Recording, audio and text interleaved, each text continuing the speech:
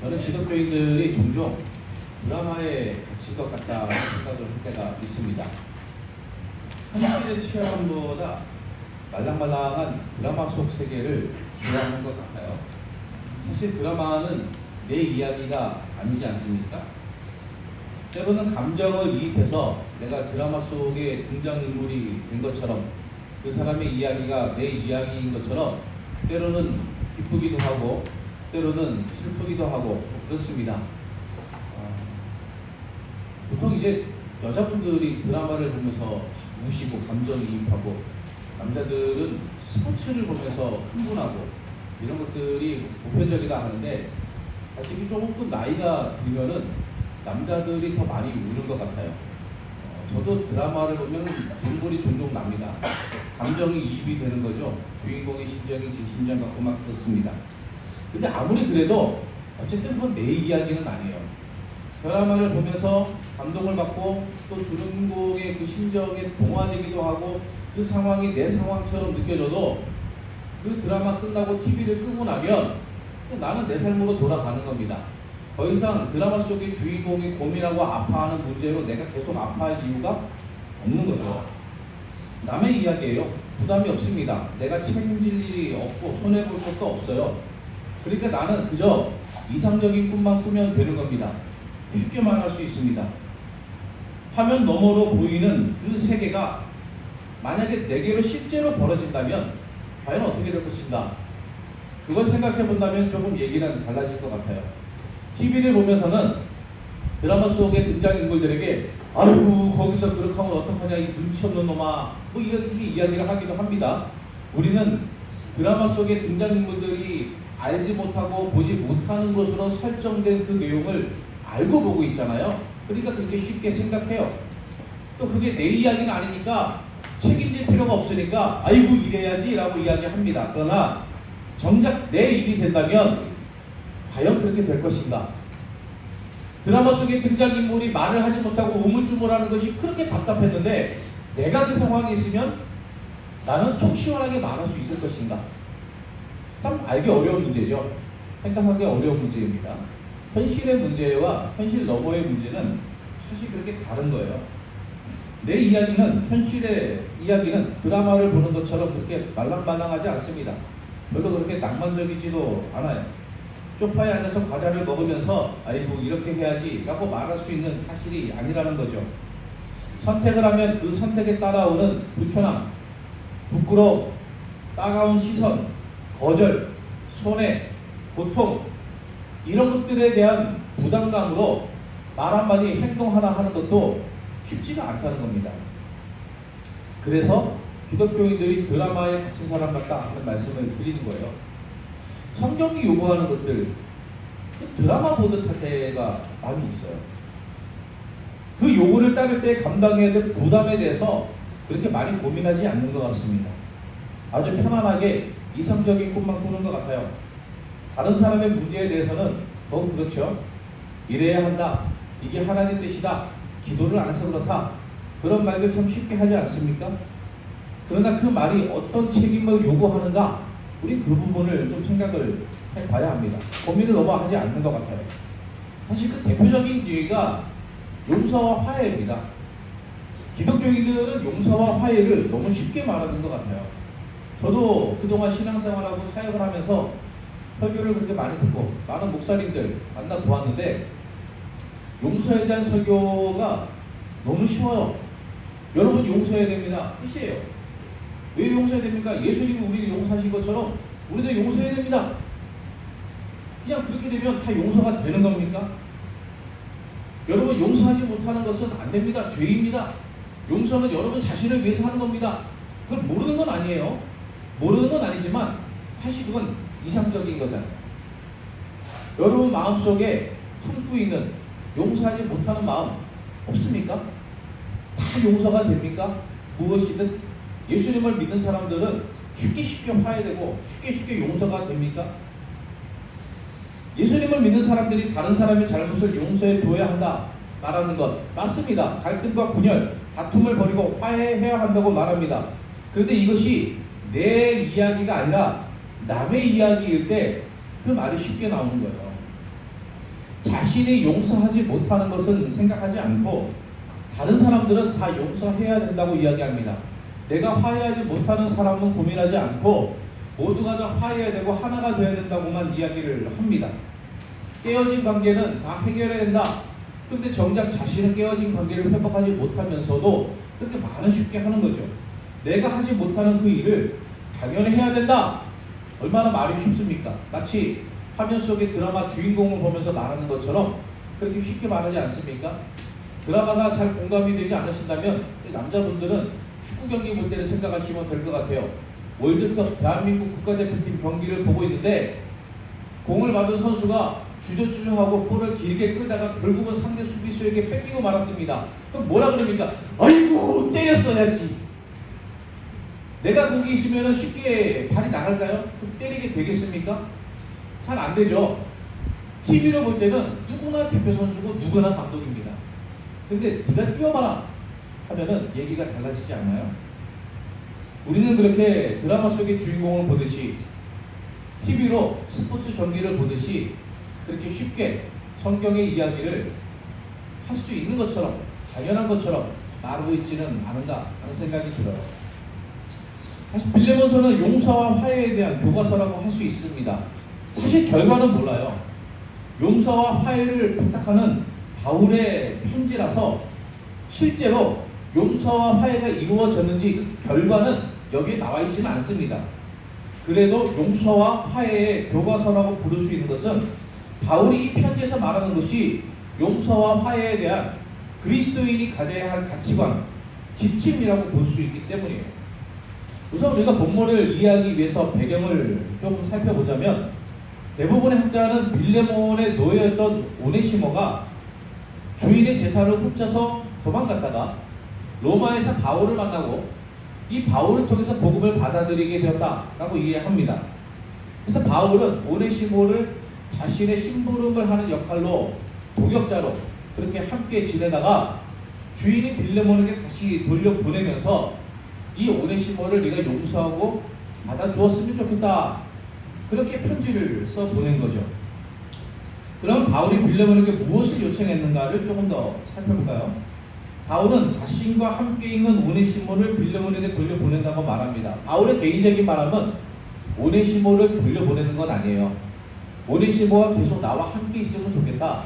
오네시모는 내 일에 굉장히 유익한 사람이다. 그렇게 이야기합니다. 그러나 그게 자기 마음대로 할 수 있는 일은 아니라고 분명하게 이야기해요. 왜냐? 오네시모는 법적으로 빌레몬의 노예이기 때문입니다. 노예의 거취의 문제는 전적으로 주인의 권한이기 때문에 그래요. 바울이 마음대로 할 수 있는 일이 아니라는 거죠. 사실 명령할 수도 있다고 이야기합니다. 빌레몬아, 내가 누구냐? 나 바울이야. 내가 얘기하면 너는 들어줘야지. 오네시모, 나 여기다 그냥 둘 테니까 너 그렇게 알아. 라고 말할 수도 있다는 거예요. 근데 바울은 그렇게 이야기하지 않습니다. 빌레몬의 마음과 상관없이 억지로 그 일을 하게 하지 않겠다라는 거예요. 이것은 선한 일이기 때문에 너의 마음에서 우러나서 이 일을 해주었으면 좋겠구나 라고 이야기를 하는 거죠. 심지어 바울은 오네시모를 자기 곁에 두고 싶다라는 말을 빌레몬, 네가 내 옆에서 이 일을 해줘야 되는데 네가 하는 대신에 오네시모가 할 수 있게 해줬으면 좋겠구나 이렇게 이야기해요. 그러니까 바울은 사실 빌레몬에게 충분히 요구할 수 있는 권한이 있음에도 불구하고 빌레몬이 가지고 있는 노예의 주인으로서의 권리를 인정하고 존중하며 그가 억지로가 아니라 마음에서 우러나서 선한 일을 하도록 배려하고 있다 하는 겁니다. 바울은 빌레몬이 오네시모를 용서하고 받아주기를 부탁해요. 오네시모를 돌려보내면 어떻게 되겠습니까? 주인의 재산을 훔쳐서 도망간 노예입니다. 예전에 그 드라마 추노 보셨죠? 많이들 보셨을 것 같아요. 요즘에 막 머리 좀 흥크러지게 나오면은 추노냐? 이렇게 이야기해요. 그 드라마 속에 등장하는 사람들의 헤어스타일이 막 헝클어진 적당히 긴 머리다 보니까 그런 이야기를 하는 것 같아요. 도망친 노예를 잡아오는 추노꾼이 있습니다. 그 도망친 노예를 잡아다가 주고 대가를 받아요. 그렇게 해서 주인의 집에 다시 끌려간 노비는 어떻게 됩니까? 멍석에 말아서 두드려 팹니다. 때로는 주인이 죽이기도 합니다. 굉장한 고통을 겪죠. 얼마나 두렵겠습니까? 사실 고대 사회에 있어서, 고대 사회까지도 아니고 우리 사회에 100여 년 전만 하더라도 그런 일들이 있었습니다. 노비의 주인은 그 노예의 처분을 마음대로 할 수 있는 권리를 가지고 있어요. 그런 상황에서 바울이 오네시모가 도망친 것을, 게다가 너의 재산을 훔쳐서 도망친 것을 용서하라 라고 이야기하는 겁니다. 사실 본문에는 용서라는 표현이 등장하지 않아요. 의외로. 그러나 바울의 의도는 명확합니다. 노예의 처분에 대한 권리가 전적으로 주인에게 있고, 그 노예를 죽일 수 있는 권리도 주인에게 있고, 그것이 주인이 아무런 책임도 지지 않는 잘못이 아니라는 것이 고대 사회의 관행이었음에도 불구하고 바울은 빌레몬에게 오네시모를 노예가 아닌 형제로 여기라고 이야기해요. 심지어 말이 안 되죠. 주인의 재산에 불과합니다. 심지어 주인의 재산을 훔쳐서 도망간 노예입니다. 때려 죽여도 시원치 않습니다. 그런 노예를 형제로 받아들이라는 거예요. 사실 여기서의 형제라는 것은 그리스도인을 뜻하는, 동료 그리스도인을 뜻하는 단어로 이해하는 것이 더 맞을 것 같아요. 뭐 친형제, 의형제 이런 개념하고는 조금 다르겠죠. 더 나아가서 바울은 빌레몬에게 오네시모를 동역자로 여기라고 이야기합니다. 동료 그리스도인으로 여기라 하는 것도 사실 굉장한 요구입니다. 그런데 동역자로 여기라 하는 것은 나와 같이 여기라 하는 거예요. 바울이 내가 너의 동역자가 된 것처럼 오네시모도 너의 동역자인 것으로 이해해라. 이게 무슨 뜻입니까?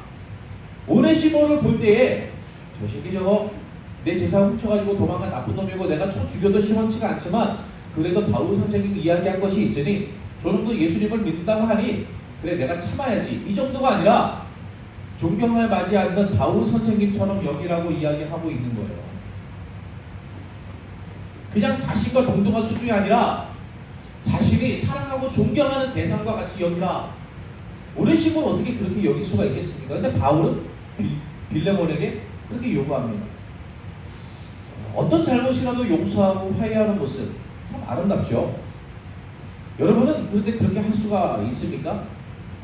드라마 보듯 성경을 읽지 말고 설교를 듣지 말고 그게 여러분의 일이라고 생각하면서 바울의 요청을 아멘이라고 받아들일 수 있습니까? 여러분이 빌레몬이라면 어떻습니까? 여러분의 등에 칼을 꽂은 사람, 아니 재산에 불과한 노예를 용서할 수 있습니까?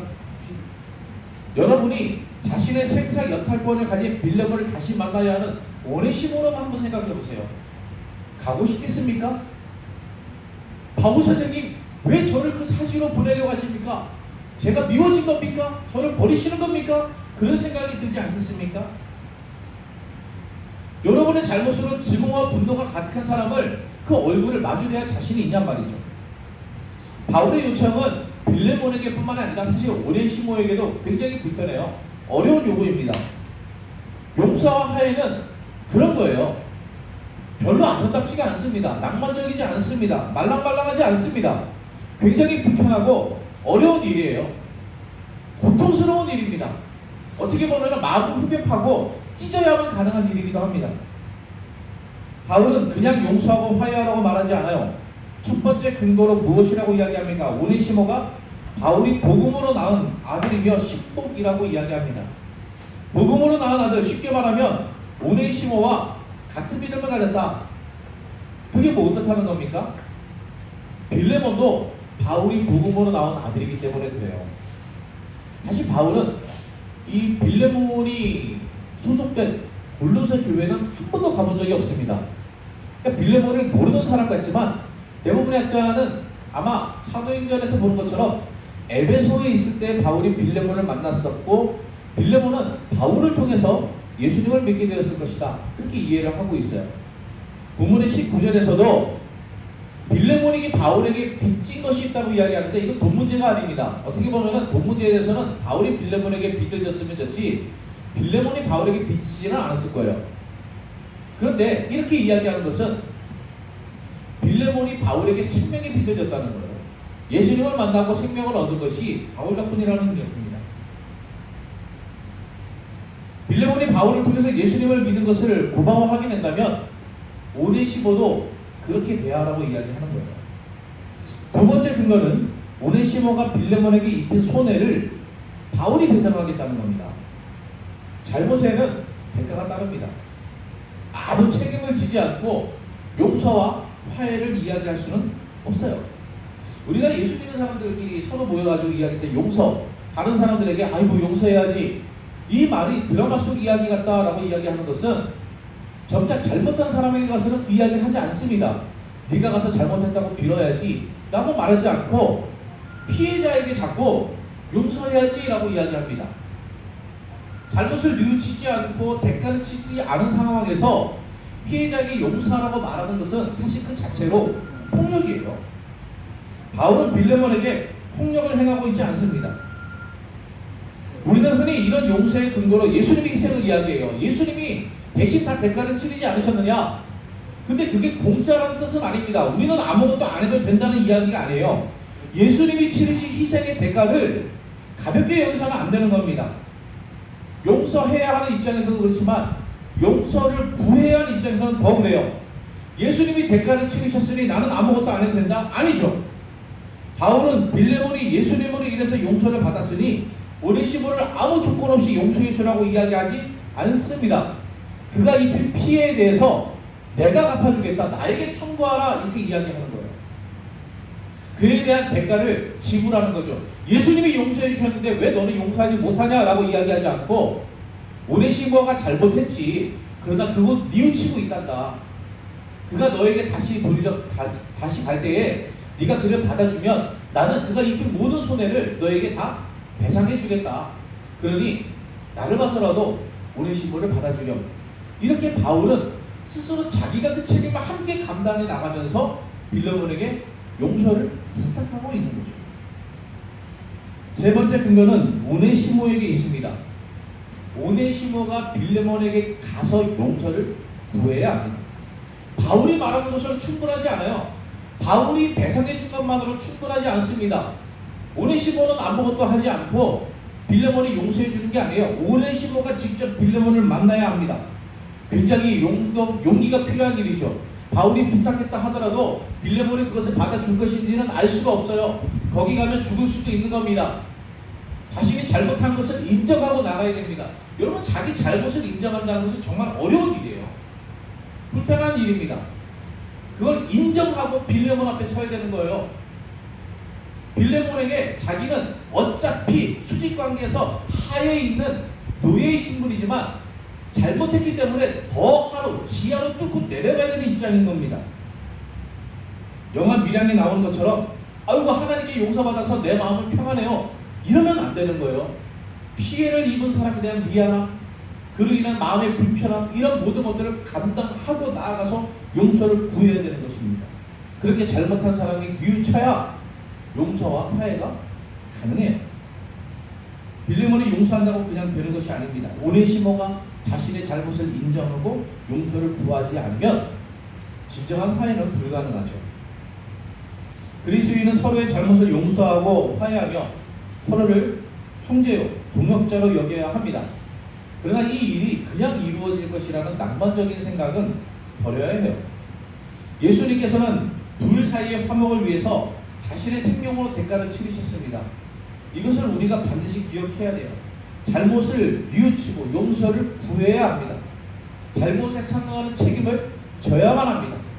그렇게 할 때에 잘못을 뉘우치는 상대방이 예수 그리스도 안에서 한 형제요, 동역자라는 것을 받아들여야 합니다.